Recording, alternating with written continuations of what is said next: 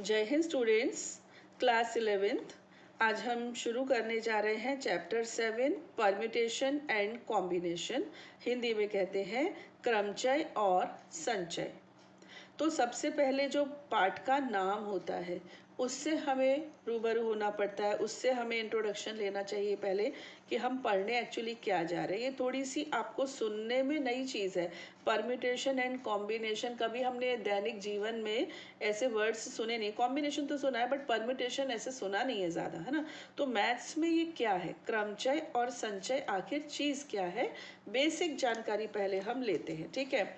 अब जैसे आप क्लास 11th में हैं और मैं ऐसा मान लेती हूँ कि आपके स्कूल में 4 सेक्शंस हैं, 4 सब्जेक्ट्स हैं। एक पहला सेक्शन मैथ्स का है, सेकंड आपका बायो का है, थर्ड आपका कॉमर्स का है और फोर्थ आर्ट्स का है, ठीक है। 4 टाइप के आपके सेक्शंस हैं और एक क्विज होनी है। अब क्विज में जो बच्चे पार्टिसिपेट करते हैं ना बेटा, उनको सभी जगह की नॉलेज होनी चाहिए ना। तो मैथ्स के 2 लड़के मैंने सेलेक्ट कर लिए, अजय और विजय। बायो की मैंने 2 लड़कियां ले ली, सुनीता और अनीता। क्लियर।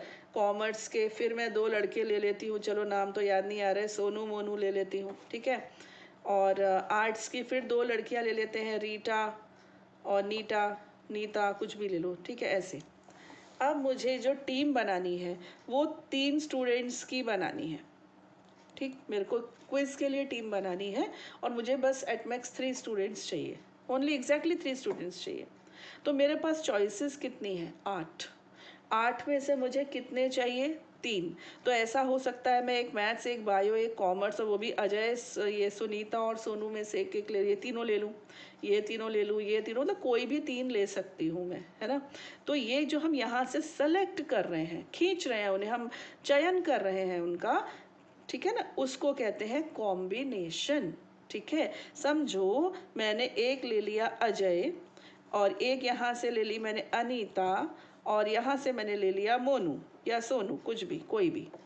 तो ये मैंने 3 सेलेक्ट किए और ऐसे कितने कॉम्बिनेशंस बनेंगे वो मुझे देखने हो अगर, तो उसको मतलब सिलेक्शन को हम कॉम्बिनेशन कहते हैं। मतलब परम्यूटेशन एंड कॉम्बिनेशन है ना, क्रमचय और संचय। तो संचय यानी कॉम्बिनेशन का मतलब है सेलेक्ट करना, चयन करना, ठीक। अब वहाँ पर ऐसे सीट्स लगी हुई हैं, क्विज में आप गए और टीम्स आई हुई हैं। अब आप अपने 3 बच्चों को बैठाओगे तो ऐसा हो सकता है अजय, अनीता और मोनू। ऐसे हो सकता है अजय यहीं बैठे लेकिन मोनू और अनीता। ऐसा हो सकता है पहले अनीता आ जाए फिर अजय और मोनू आ जाए। मतलब ऐसे इनके जो ये बैठने के तरीके होंगे ना, इनको हम परम्यूटेशन यानी क्रमचय कहते हैं।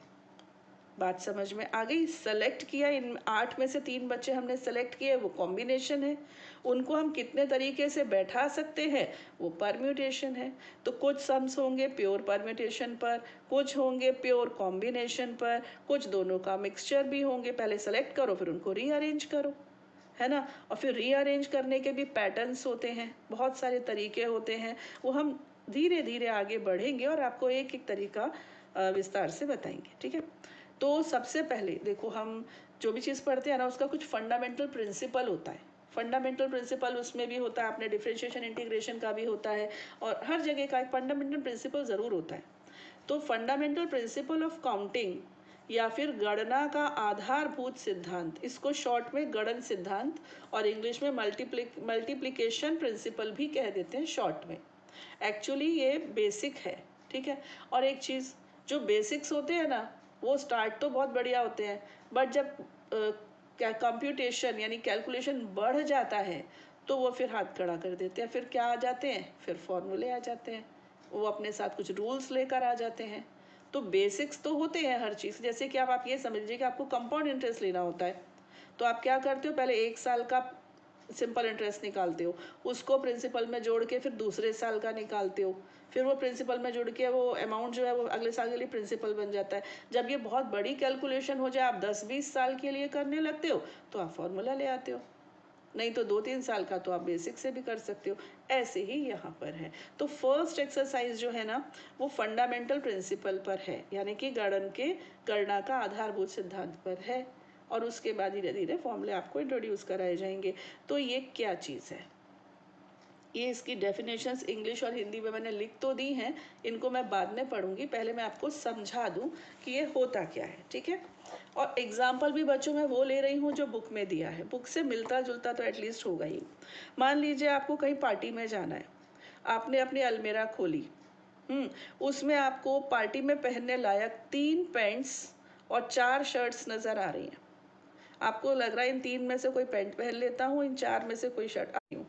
कितने तरीके से आप उन्हें अरेंज कर सकते हो। जैसे कि आपकी पैंट 1 है, पहली पैंट है, पहली पैंट के साथ आपके पास 4 शर्ट्स हैं, उनमें से कोई भी शर्ट आप पहन सकते हो।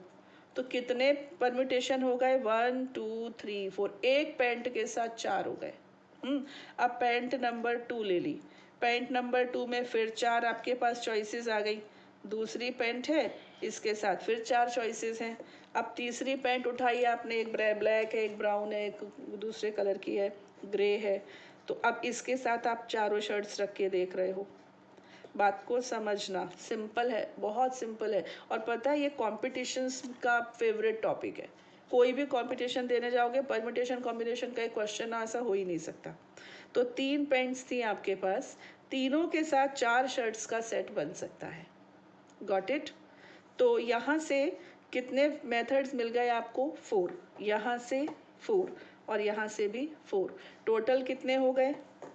कितने हो गए? 12। बात समझ में आई? अब देखो ऐसा क्यों, मैंने प्लस क्यों किया? या तो P1 S1 पहनोगे आप, या फिर P2 S1 पहनोगे। S1 को दोनों पैंट के साथ तो नहीं पहनोगे, एक पैंट और एक S1 ऐसे चलेगा। तो और आ गया, या तो इनमें से कोई कॉम्बिनेशन, या इस पैंट के साथ इनमें से कोई कॉम्बिनेशन, या पैंट 3 के साथ कोई कॉम्बिनेशन। तो या और या अगर आ जाए तो प्लस होता है। या तो इनमें से कोई इवेंट होगा, या फिर इसमें से, या फिर इसमें से। तो या आ जाता है ना, ये या ये, तो फिर हम प्लस करते हैं, ठीक है। और अगर मतलब चलो, और अभी इसके आगे की बात बाद में करते हैं। चलो यहाँ तक हो गया। अब मान लीजिए आपके पास 2 बेल्ट है, अब आप इन 2 बेल्ट को भी चूज करना चाहते हो। तो यहाँ से क्या हुआ? Belt 1, belt 2, that means P1 S1 B1। पहली पैंट, पहली शर्ट, पहली बेल्ट, या फिर पहली पैंट, पहली शर्ट लेकिन दूसरी बेल्ट। अब यहाँ पर भी क्या हो जाएगा? B1 B2, first pant second shirt first belt, first pant second shirt second belt. यहाँ भी B1 B2 है ना, और यहाँ भी B1 B2। Got it? ऐसे ही यहाँ पर B1 B2 B1 B2, यहाँ पर B1 B2 और यहाँ पर B1 B2। मैं थोड़ा सा कष्ट कर रही हूँ लिखने का, आप सोच रहे होगे कि अरे हम समझ गए भैया क्यों लिख रहे हो, लेकिन थोड़ा सा बस। B1 B2 और यहाँ भी B1 B2, ठीक है। अब देखो यहाँ कितने हो गए टोटल? 1 2 3 4 5 6 7 8, 8 हो गए। यहाँ पर भी 8 हो गए, यहाँ पर भी 8 हो गए। 8 प्लस 8 प्लस 8 कितने मेथड्स हो गए? 24। तो क्या हम ऐसा करेंगे बार बार? नहीं, ऐसा नहीं करेंगे। एक शॉर्टकट है। शॉर्टकट क्या है? 1 2 3, 3 पेंट्स हैं, पहला इवेंट, पहला इवेंट है आपके पास 3 पेंट्स हैं। इनका जो आपको परम्यूटेशन बैठाना है वो किसके साथ बैठाना है? 4 शर्ट्स के साथ बैठाना है, ठीक है। और फिर और क्या आ गई आपके पास? 2 बेल्ट आ गई, 2 बेल्ट के। तो 3 4 ज़ार 12, 12 2 ज़ार 24। Got it? इस तरह से हम करेंगे। पहले इवेंट में 3 पैंट्स थी, दूसरे में आपके पास 4 शर्ट्स थी, और तीसरे में आपके पास 2 बेल्ट थी। अभी मैं आपको 3 टाई और दे दूँ, 3 टाई हैं, अब आप टाई मैच कर रहे हो तो फिर इंटू 3 और कर देना। यहाँ पर 1 2 3, 1 2 3 से अच्छा आप क्या करो? एक मेथड ले लो। ये मेथड, यही मेथड आपका फंडामेंटल प्रिंसिपल ऑफ काउंटिंग कहलाता है। Got it? तो अब मैं इसको पढ़ रही हूँ, इंग्लिश में पढ़ते हैं। If an event can occur in m different ways, पहला इवेंट m डिफरेंट वेज में अकर होता है, ठीक है। following which another event can occur in n different ways, दूसरा इवेंट n टाइप से होता है। then the total number of occurrence of the events in the given order is m into n, ठीक है। यदि एक घटना m भिन्न तरीकों से घटित हो सकती है। तदोपरांत एक अन्य घटना n विभिन्न तरीकों से घटित हो सकती है। तो दिए हुए क्रम में दोनों घटनाओं के भिन्न तरीकों से घटित होने की कुल भिन्न संख्या m इंटू n है। ये आपका फंडामेंटल प्रिंसिपल ऑफ काउंटिंग है, ठीक है। और अगर तीसरा इवेंट होता p तो हो जाता m into n into p। Got it. तो जब आएगा m भी चाहिए n भी चाहिए तो इंटू m और हिंदी वाला और इंग्लिश में एंड। आपको पैंट भी पहननी है और शर्ट भी पहननी है, समझ गए। और एंड आएगा तो मल्टीप्लाई होगा, ठीक है। अब ये वाला कॉम्बिनेशन पहनना है या ये वाला, तो यहाँ पर प्लस आएगा। पैंट 1 के साथ का कॉम्बिनेशन पहली घटना हो गई, प्लस पैंट 2 के साथ का कॉम्बिनेशन, प्लस पैंट 3 के साथ का कॉम्बिनेशन। बात समझ में आई है ना। तो और इंग्लिश वाला और यानी या होगा तो प्लस, हिंदी वाला और यानी एंड होगा तो इनटू। ऐसा नहीं है कि पैंट और शर्ट में से एक सेलेक्ट कर लो, ऐसा नहीं है। पैंट भी चाहिए शर्ट भी चाहिए, दोनों चाहिए, और तो into. Actually this all is about counting, neither permutation nor combination exactly. अब यहाँ पर आप सेलेक्ट कर रहे हो तो इसको आप कॉम्बिनेशन बोल सकते हो, और फिर जब आप आउटपुट लेकर आते हो कि कौन सा किसके साथ कितने तरीके से एडजस्ट हो रहा है, ये वो परम्यूटेशन बन जाता है। कितने तरीके से एडजस्ट हो रहा है, यहाँ आप सिलेक्शन कर रहे हो, तो यहाँ पर कॉम्बिनेशन है, सब मिलाकर बनता है जो परम्यूटेशन बनता है ना। तो this all is about counting exactly. इसको आप परम्यूटेशन और कॉम्बिनेशन अलग नाम यहाँ पर मत दो, आगे जाकर हम देंगे। अभी ये जस्ट एक कैलकुलेशन है, काउंटिंग है जो मैं आपको सिखा रही हूँ, ठीक है। तो इसको, इस तरह के क्वेश्चंस को हम ऐसे तो सॉल्व नहीं करेंगे ना, बहुत लंबे जाएंगे। तो इसलिए ये जो आपकी फंडामेंटल प्रिंसिपल है ये हम ध्यान रखेंगे कि फर्स्ट इवेंट m हो गया इनटू सेकेंड इवेंट, क्योंकि हमको दोनों चाहिए। Got it. चलिए अब कुछ एग्जाम्पल्स मैं आपके बुक में से ही लेती हूँ, जिससे कि जब आप पढ़ेंगे खुद तो आपको अच्छा लगेगा, आपको लगेगा अरे हाँ ये तो मुझे आता है। जैसे कि मान लीजिए कोई 4 लेटर वर्ड्स इन्होंने दिया है, ROSE, रोज दिया है, ठीक है। और आपको एक और 4 लेटर वर्ड बनाना है, एक और मतलब कुछ और कितने 4 लेटर वर्ड बन सकते हैं, बट एक शर्त है कि एक लेटर जब एक बार आ गया तो दोबारा नहीं आएगा। और दूसरी बात, जो वर्ड बनेगा उसका कोई मतलब निकले या ना निकले इससे कोई लेना देना नहीं है, बस वर्ड होना चाहिए। तो समझो ये 4 लेटर का वर्ड मुझे बनाना है। फर्स्ट प्लेस में R आ सकता है, O आ सकता है, S भी आ सकता है और E भी, यानी चारों में से कुछ भी आ सकता है। तो 4 चॉइसेस हैं मेरे पास, 4 तरह से मैं फर्स्ट प्लेस को फिल कर सकती हूँ। ओके, अब मैंने इनमें से कोई भी एक पहले लिख दिया, कितने रह गए, 3 रह गए।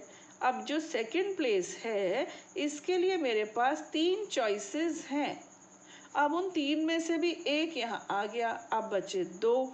इस प्लेस के लिए मेरे पास 2 चॉइसेस हैं और लास्ट के लिए मेरे पास कोई चॉइस नहीं है, जो बचेगा वही मुझे लास्ट में रखना होगा, ठीक है। तो कितने परम्यूटेशंस बन गए, 4 into 3 into 2 into 1, that is 24 permutations बन गए।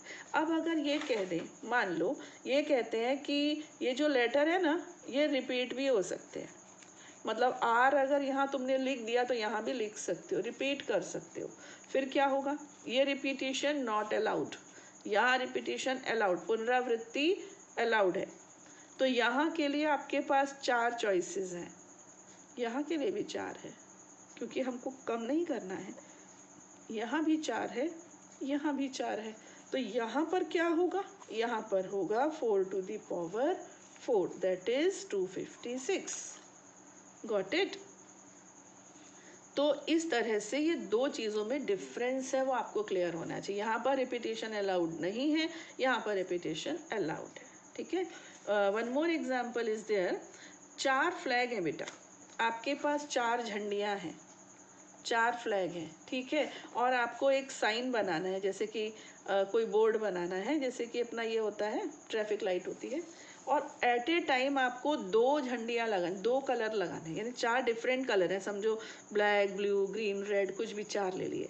तो ऐसा आपको साइन बनाना है जिसमें ऊपर एक कलर हो और नीचे दूसरा कलर हो। तो आप कितने साइन बोर्ड बना सकते हो, ये क्वेश्चन है।